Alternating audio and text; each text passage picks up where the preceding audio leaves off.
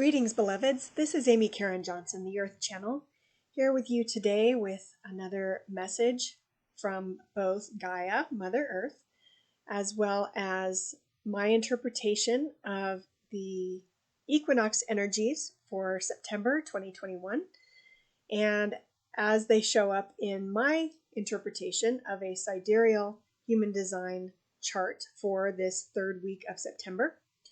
So before I launch into that, if you would like to follow along with yours or another person's chart to see if they have any of these gates or channels defined in their charts, you may go to humandesignamerica.com/chart. And if you don't know the birth time, use noon. Go ahead and pause the video if you'd like to do that and then come back. So last week, actually, let me back up and say 2 weeks ago, we spoke about the 2034 channel, known as the Manifesting Generator channel in human design. And it is still early on in the almost 4 months that that channel is going to be defined consciously. That means it's colored in black by the nodes of the moon, Rahu and Ketu, as they're known in Vedic astrology. And when I spoke about that channel 2 weeks ago, I mentioned that the Manifesting Generator channel, there's only one specifically called that, the 2034. 20 is in the throat center, colored as the brown square in the chart you're seeing. And the 34 is in the sacral center, the red square in the chart you are seeing that I share with you. It is part of the only channel in human design that has 4 gates and not just 2. All other channels in the human design chart have only 2 gates, and if both of those are defined by some heavenly body, then that whole channel is defined and the center at either end is defined. This channel, which also includes the 57th gate as well as the 10th gate, which I'll get to in a moment, is known as the integration channel. And you can sort of see how that tries to encompass the fact that it does have 4 possible gates that can be defined. And anytime any 2 of them are defined, that defines a channel. And of course, if 3 of them are defined, that channel is still defined in some way. And if 4 of them are defined, all of them are defined, that is still considered the integration channel.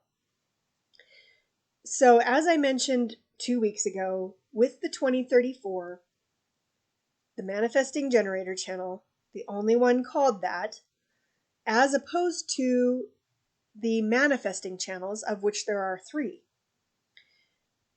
This one is the only one connected to the sacral center, the most powerful motor center in the body graph or chart, as you see it here.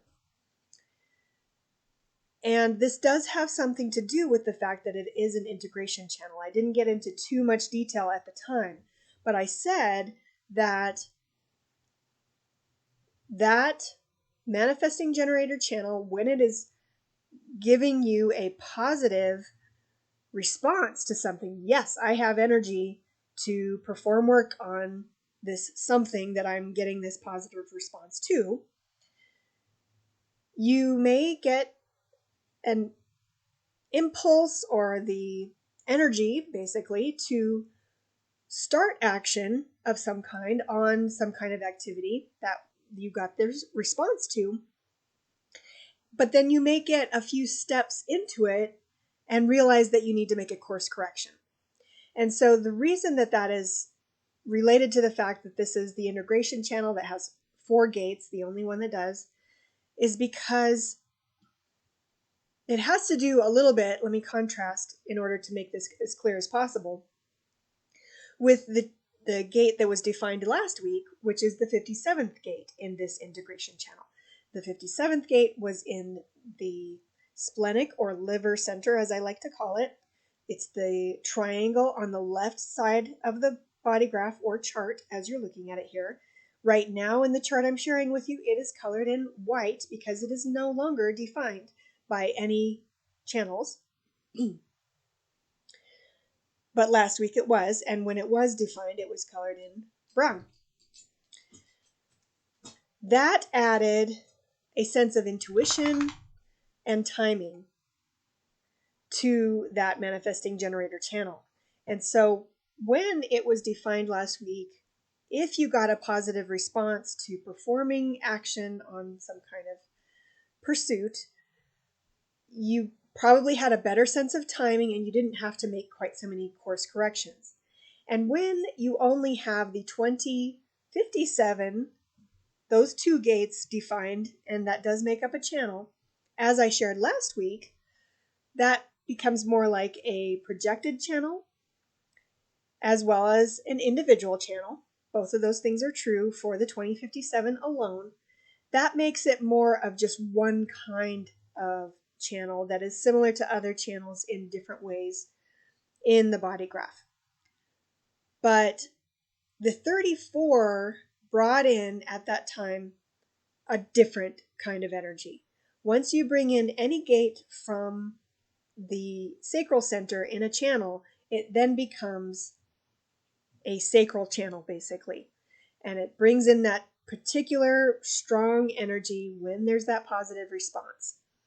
And so without that 57th gate, and you don't have that intuition and that sense of good timing necessarily, even though it's a little whisper and it can be hard to hear, but at least it's there if you have the 57. Without it, you have to really tune in even more consciously in order to get the right timing, or you end up having to make course corrections that, like I said, 2 weeks ago, I believe, it may be a slight adjustment or it could be a complete 180 where you realize, whoa, that's not the direction I really wanted to go in at all.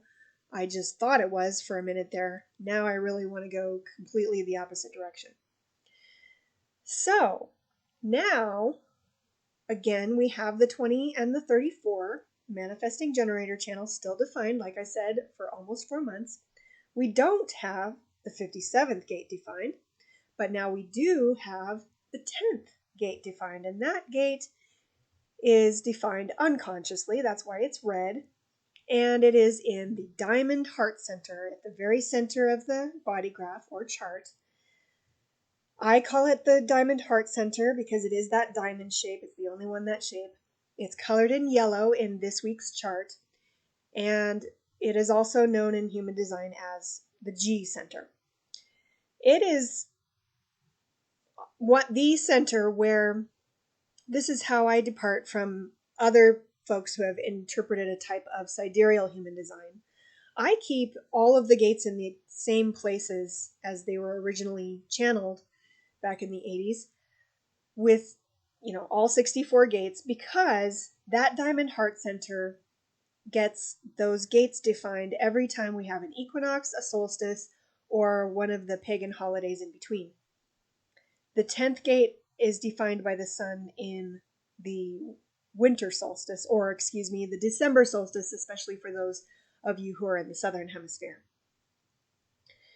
Now it's defined unconsciously because that's where the sun was back at that's where the earth was back at the summer solstice for those in the northern hemisphere and the June solstice for everyone. The way that this gate makes it different is in the I Ching, it is known as the hexagram relating to conduct. One other word that is associated with it oftentimes is treading. So if you think about the way that those two words are similar, you will get a sense of what this gate is about. The way you conduct yourself, the way you tread, the way you walk through the world. Do you tread lightly? Do you tread heavily without much regard for the impacts that you're having? It's about behavior, and it's about the way we come off to other people in the world and that aspect of our identity. So even though it's not the same as the intuition gate 57 that we had defined last week in the chart, and for everyone basically by those transits. This one adds a little bit more about our behavior and our direction in life. And so it's a slightly different kind of guidance, a little bit more like guidance than intuition, and has more to do specifically with each person as they interpret what the way they are choosing to be in the world. Now, the way that this gate interacts with the 34th gate, if you only had the 10th gate and the 34th gate defined, that would be known as the centering channel. And so in that respect, it would act a little bit more like the other channels that connect the diamond heart center with the sacral center. There would be that energy, but it would be more similar. But when you add in a third gate, or you connect gates that are different, such as the 20 and the 34, those two are considered different kinds of gates. One's more projected, one's more the sacral.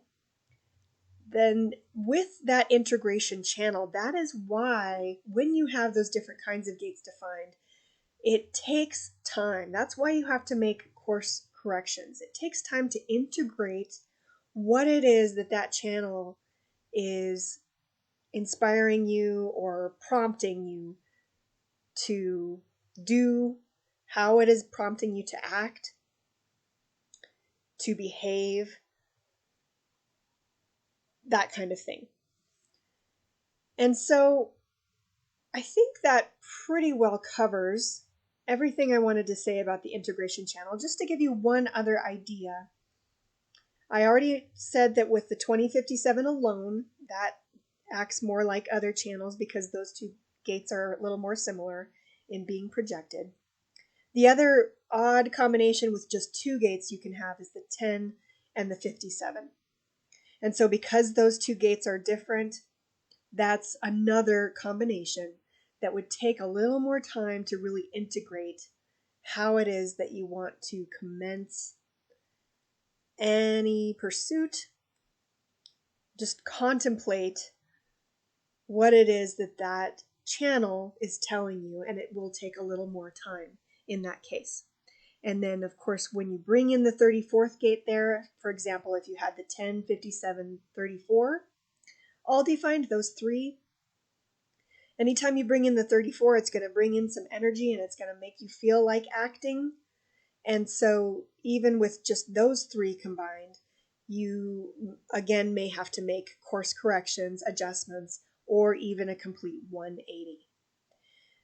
Only when you have the 20 and the 34 both defined in any other combination, but those two included, do you have a manifesting generator type of presence happening.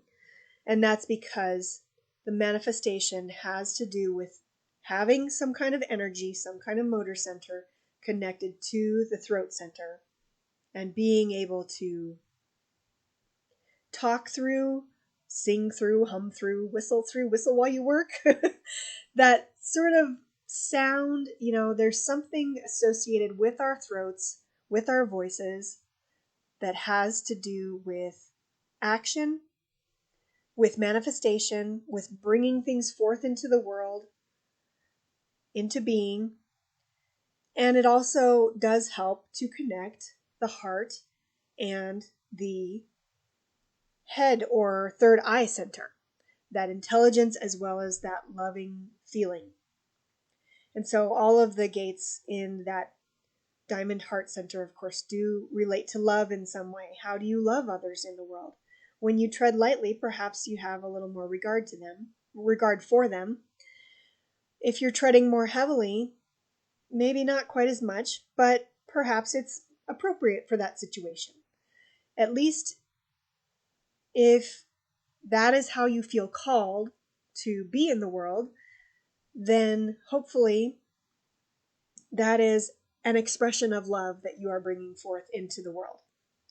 And when you have that center defined, it does really help guide you in that loving direction in some way, at least, as long as you're really tuning into it. It's always possible to ignore these things.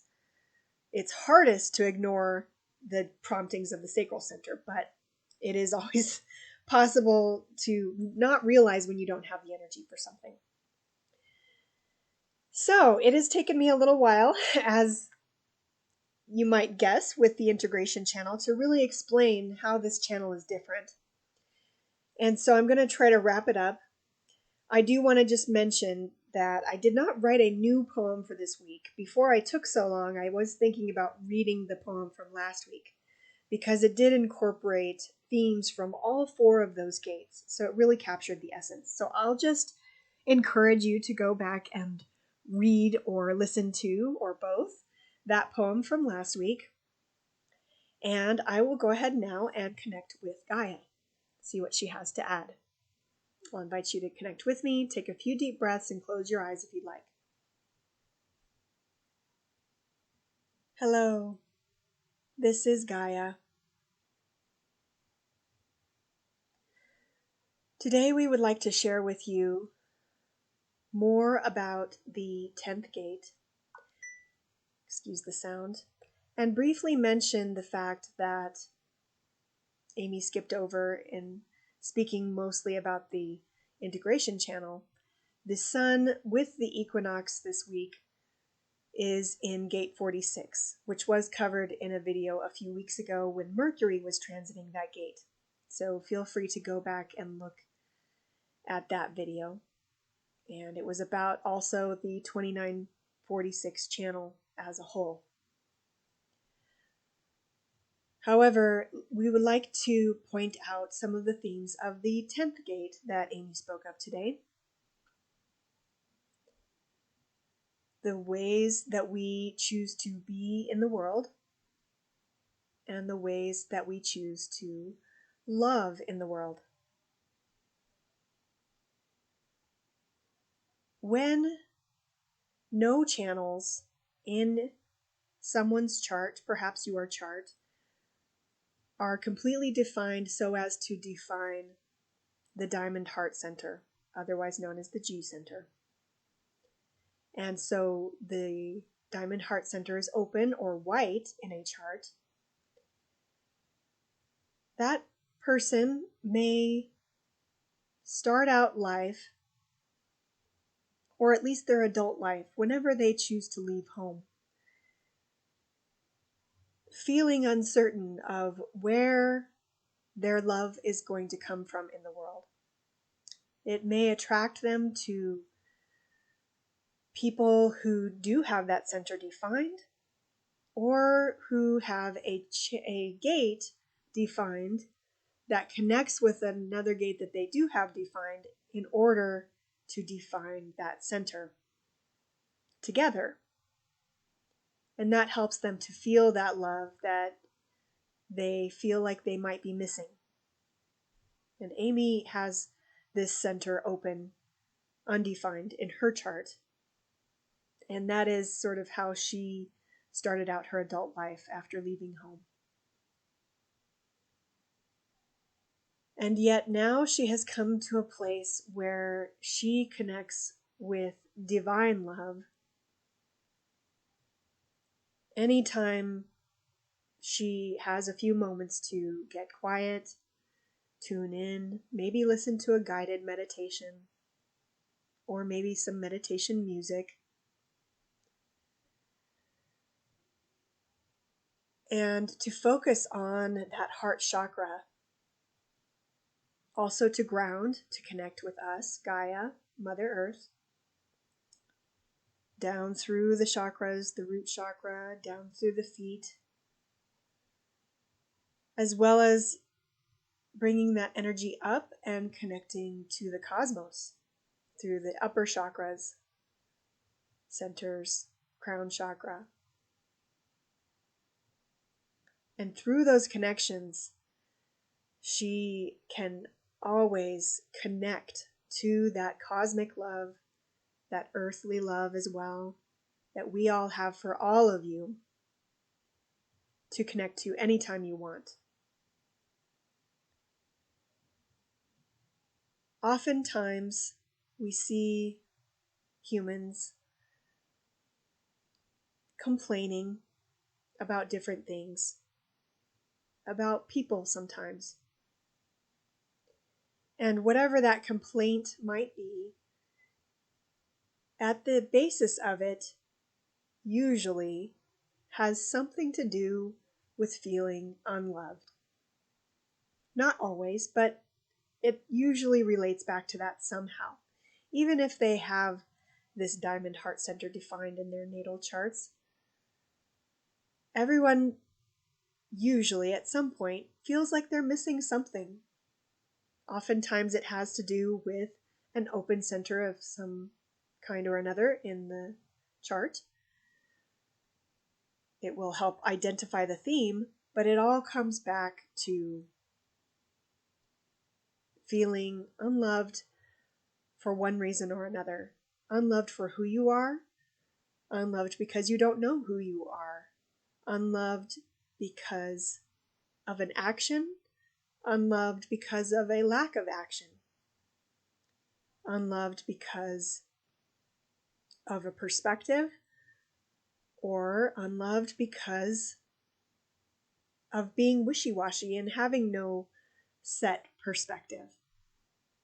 There are all these different ways that we can be judged sometimes or perceive ourselves to be judged.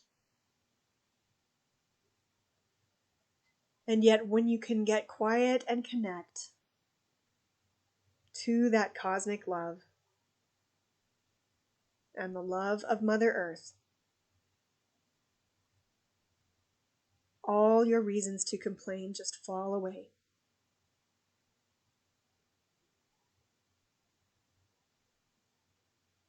And so we hope that you have connected with us today and that you are hearing this message and truly receiving it into your hearts along with our love. We hope that it helps you to connect and to remember how to connect anytime you want. Feel free to come back and listen as often as you'd like. And we know some of you enjoy the shorter videos more, so we are going to leave it at that today. Thank you so much for joining us. Namaste, beloveds.